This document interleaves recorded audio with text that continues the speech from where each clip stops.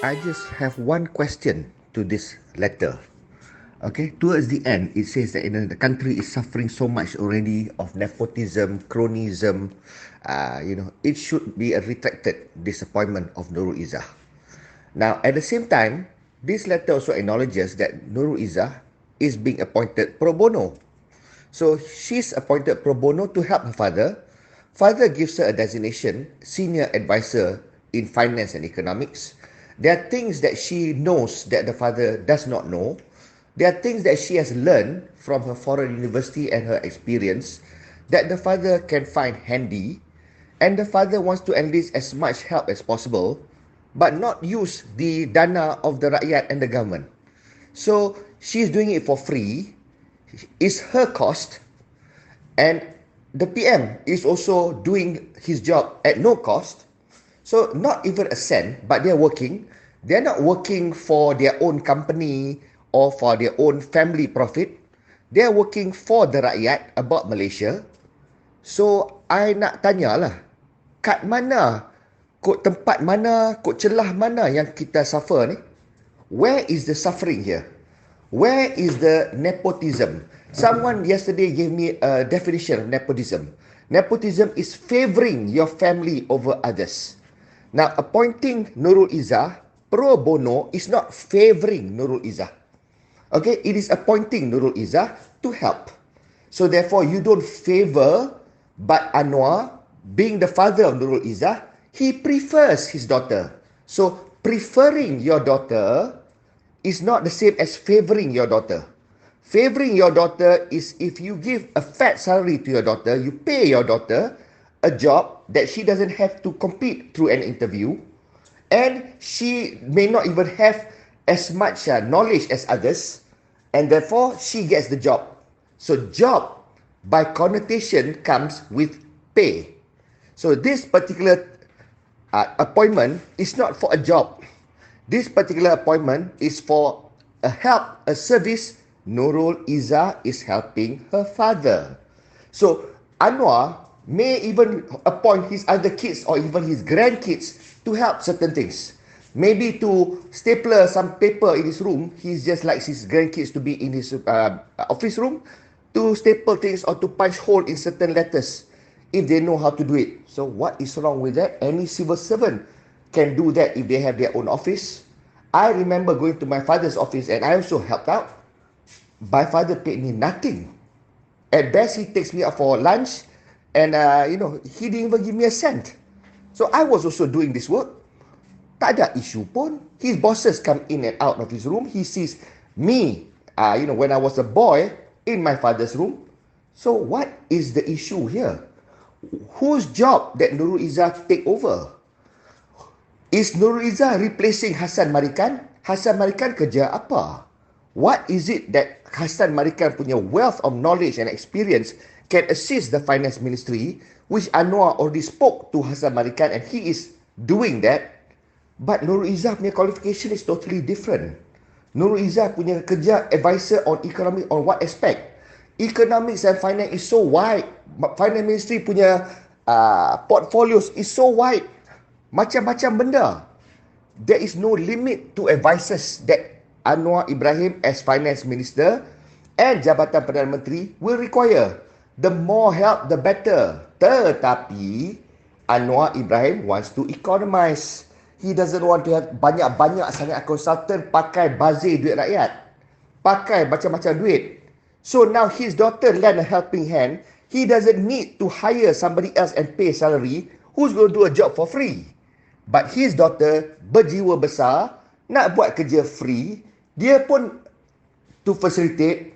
So how is this Anwar family yang so-called nepotism merosakkan negara ni and mepunahkan negara ni and sapu duit, sakau duit and menipu rakyat? Which part? Which part yang kita suffer? What is the pain point here? What is the pain point? Apa yang dah jadi? Apa yang tak betul? What is it that Nuru Isa is doing? What wrong advice is Nuru Isa giving the father? What is the father SPM doing wrong, listening to the daughter or getting the help from daughter for free? I don't understand. can someone explain this to me? Yang mana yang duk complain, yang duk whining, yang duk mengutuk, yang about mocking. What is the problem? What just happened? What went wrong? How much money has been squandered? How has our system of governance collapsed? How is the function of ministry now down the drain? Of finance ministry down the drain? How is the PM now not functional and has let down the country? How? What just happened? What? Tolong explain to me. Kod mana yang kita dah suffer tu? Tolong please. The PM being PM can have as many advisors as he so desires. If he decides that he requires for his PM office advisors 3 ke 4 ke, he can do so. He has the prerogative to do so. Nothing unlawful about that. If he as finance minister requires economic or finance advisor, he can also appoint any number and anyone he deems fit to serve. But the point is, whatever the Prime Minister does, when he appoints and he uses duit rakyat, he appoints and pays salary to them, just like macam Muhyiddin appoint Peja, appoint Hadi Awang, semua all the advisors yang bertaraf menteri. The problem is, the complaint is what? Because the bloatedness, it costs the country money. Monthly, beratus ribu, if not millions, we are paying to all the consultants. So that is the pain point. Orang lagi ramai nak tolong dalam government, nak tolong kementerian, nak tolong Perdana Menteri. Why should we have a problem? Dia tolong kau tak ada ulterior motive. They are working. They are putting their minds, their energy, their time towards building the country. What is there to complain? So in the case of Nurul Izzah, dia diberi pekerjaan pro bono. It's not even a job. She is helping out her father. Helping means tak ada duit. Tak keluar duit pun. So, dia bukan ambil position siapa-siapa. Bukan because Nuru Izzah buat kerja tu, ada orang yang patut dapat kerja, tak dapat kerja. Tak. Bapak dia tahu apa daughter tu capable of. Bapak dia tahu apa wealth of knowledge and information yang daughter dah gather from her studies and her work experience. Father dia sebagai Perdana Menteri dan sebagai Menteri Kewangan finds it handy and useful. And since Nuru Izzah duduk rumah saja tak buat apa, berjiwa besar, assist the father. Father pun tak makan gaji, tak ada pay, Nuru Izzah pun tak ada pay. That family is helping the country. So, what is unethical about somebody doing a job for free for the country? How? How has Anwar betrayed us? How is Nurul Izzah a cost to the nation? How? Explain please. Where did it go wrong? Apa benda yang that has collapsed? How is the Menteri now, Perdana Menteri and the Menteri Finance compromised now? How is it compromised? How is Nurul Izzah now in a position now to control Finance Ministry or pejabat Perdana Menteri? How is that? How does she has more control over her father now that she is actually helping out her father at his work? At the end of the day, accountability of whatever decisions made as Finance Minister or as Perdana Menteri, siapa punya? Can Anwar shirk it off and say, sorry, ini Nurul Izzah yang advice? No, he can't say that. He is the Perdana Menteri. So, siapa advice pun, kucing dia advice ke, dia metikui kat rumah kat advice dia, whatever inspiration he gets, even from the ant kat depan TV dia pun, he is accountable for every decision he makes. Whatever right decision he makes, we benefit. Whatever wrong decisions he makes, we suffer. So, when he gets help from his family for free, orang berjiwa besar, have we no shame? Instead of being thankful, instead of appreciating, tak kutuk. Cerita yang the PM has let us down, it is bad governance. What kind of upbringing do we have? Tak malu ke? Orang buat kerja for free. Orang bukannya Nurul Izzah masuk control Finance Ministry. What? Finance Ministry ada macam-macam punya orang dalam Finance Ministry tu. Ada senior service, they all senior service, civil service dalam Finance Ministry. What? They are going to bagi laluan pada Nurul Izzah ke? None of them are going to report to Nurul Izzah pun. Nurul Izzah is just going to be tepi father dia, macam political secretary, tapi ada role bagi advice on certain aspects of finances and economics. Dia punya degree, apa yang relevan, apa dia belajar tu, father can benefit, and the father is seeking to benefit as many ways as possible yang does not cost rakyat a cent.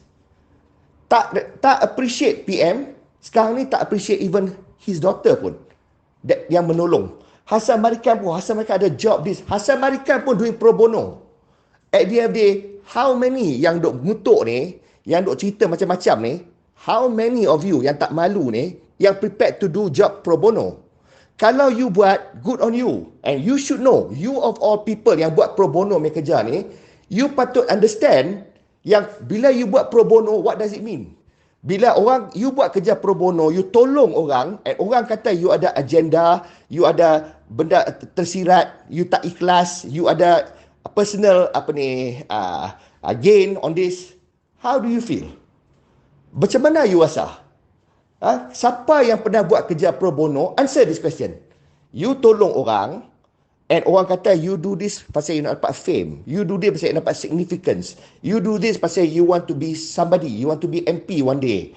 Because you want to be famous. You do all this pro bono. Orang kata why orang buat. You rasa macam mana? So sekarang ni, fikirlah. Orang lain buat. People buat pro bono. You kata macam-macam pasal dia. So she can advise anything she wants to her father. It's up to the father as PM and the finance minister whether to accept the advice, to believe the advice, or to reject the advice. It is his call. He is the PM, he's the finance minister, he's the father of Nuru Isa, who can just say, sorry daughter, your father is not listening to you this time. He can even do that. So therefore, Anwar is in total control. He appoints Nuru Isa. I have no problem with that. Even though kalau Nuru Isa bodoh pun, I got no problem with that, because to me, I wanted Anwar to become PM. Anwar can appoint his other children, he can appoint his grandchildren. I got no problem with that. I got no problem with other menteri pun. Kalau Zahid nak bawa dia punya anak, dia punya cucu nak tolong ke office dia pun, I don't care, because Zahid got to deliver apa kerja dia and gaji yang dia terima tu. Dia terima gaji. Tapi kalau dia ambil anak dia, dia bagi gaji, dia bagi job per se, the real job yang ada salary, ada perks at the cost of the rakyat. Then as the rakyat, I question, apa you punya credential of anak-anak you tu yang you appoint? Yang you bagi duit rakyat pada dia, and what do they give back in return? So as rakyat, I'm a stakeholder to the extent of the money or the resources of mine as taxpayer that is being used to appoint anybody, that I question. So when somebody does for me a favor, and it is not to favor a particular family or any personal agenda, I accept that and I'm thankful for that. I have the sense of shame instead of mengutuk orang and to respond with toxicity to orang yang nak menolong. Maybe pada orang yang kata, impossible lah Nurul Izzah ni kerja tak ada apa pun, mesti ada something they get, do whatever. Yeah, you are perceiving from your lenses. Because for you, impossible you buat something pro bono without harapan apa-apa pun. There must be something in it for you. So when orang lain buat benda, when they want nothing for themselves, they just want to do service for mankind, you can't comprehend. You tak boleh, you rasa pelik. Mesti ada something. You must find something yang you rasa, tak, dia mesti ada something wrong lah. Mesti ada benda nak mengkayakan family dia, mengkuatkan family dia. You will speculate macam-macam even though you have not even a shred of evidence. But you will come up with something because that, only that can fit your reasoning. Because you are that kind of a person. Kalau you were to do this, you were to get your daughter to do, there is something in it that you expect. You must have an agenda. Kalau tak ada agenda other than helping, you tak boleh expect. So, because you perceive to that lens, you perceive to your own set of lenses on the Prime Minister and his family. I'm not penyokong tegar Anwar, okay? I stand for what is right. Apa betul, betul. Apa tak betul, tak betul. Whatever Anwar tak buat betul pun, I will sebat, I will cakap and I will speak to our PM. Dia nak terima, tak terima, I don't care. But whatever is not right, I will highlight. Whatever yang tak betul, and orang hentam dia, I will defend. I will defend anyone who deserves to be defended. I will attack anyone who deserves to be attacked. I would like everybody to do that same thing. We support what is good, we condemn what is bad. There is nothing bad about appointing Nuru Isa, the daughter of Anwar, to do the job for free that the father finds useful for his job. Why can't we just trust the PM to do this until such time and we see ada keterisan, dia bayar anak dia ke, ataupun daughter dia advise benda and they do things to benefit their family ke, when we see something wrong, then we talk. I will be in agreement and I will also not accept that because this is also my country. I'm also a taxpayer in this country.